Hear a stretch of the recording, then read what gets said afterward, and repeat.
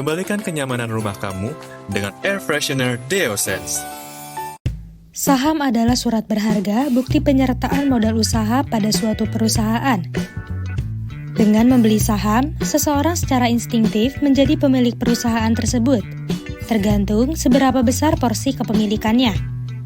Di Indonesia sendiri, ada 2 jenis saham yang bisa dipilih investor, yakni saham konvensional dan saham syariah. Jika saham konvensional sudah sering kita dengar, lantas apa itu saham syariah? Saham syariah adalah saham dari perusahaan yang beroperasi sesuai dengan prinsip-prinsip syariah dalam Islam. Misalnya, perusahaan yang tidak melakukan riba, perusahaan yang produknya dijamin kehalalannya, perusahaan yang tidak melakukan praktik perjudian atau perdagangan yang dilarang. Ada 2 jenis saham syariah yang diakui di pasar modal Indonesia.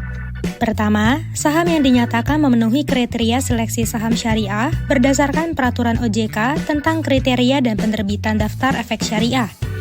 Kedua, saham yang dicatatkan sebagai saham syariah oleh emiten atau perusahaan publik syariah berdasarkan peraturan OJK tentang penerbitan dan persyaratan efek syariah.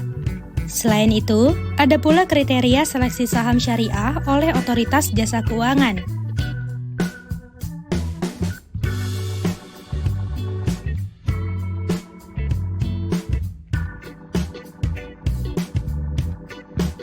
Indeks saham syariah adalah ukuran statistik yang mencerminkan pergerakan harga sekumpulan saham syariah yang diseleksi berdasarkan kriteria tertentu.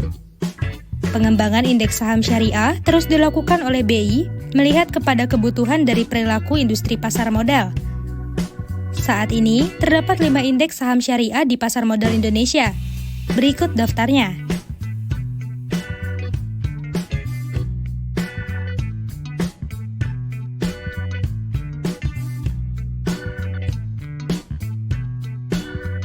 Itulah penjelasan singkat mengenai apa itu saham syariah, karakteristiknya, serta daftar indeks saham syariah yang digunakan untuk melacak kinerja saham-saham yang memenuhi kriteria syariah.